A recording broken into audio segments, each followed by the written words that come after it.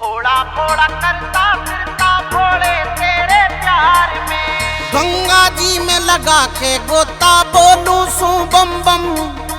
पाप मेरे पानी में बह के रहा नहीं कोई गम। छोड़ छाड़ के आ गया भोले घर बार में। हाय भोला भोला करता फिरता भोले तेरे प्यार में। भोला भोला करता फिरता भोले तेरे प्यार में।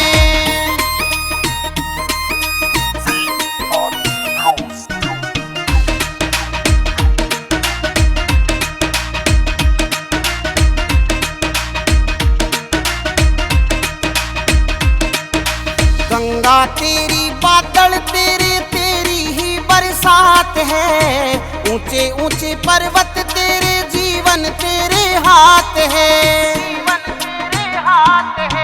गंगा तेरी बादल तेरे तेरी ही बरसात है। ऊंचे ऊंचे पर्वत तेरे जीवन तेरे हाथ है। सबकी सुनाई होती तेरी सरकार में। हाय भोला भोला करता फिरता भोले तेरे प्यार में। भोला भोला करता फिरता भोले तेरे प्यार में।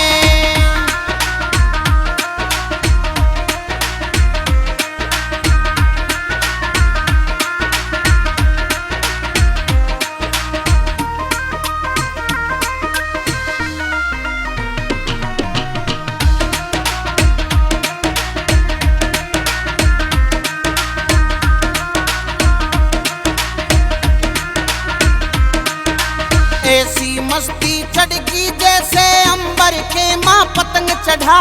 कमल सिंह में धन हो गया जब से भोले तेरा रंग चढ़ा। ऐसी मस्ती चढ़गी जैसे अंबर के माँ पतंग चढ़ा। कमल सिंह में धन हो गया जब से भोले तेरा रंग चढ़ा।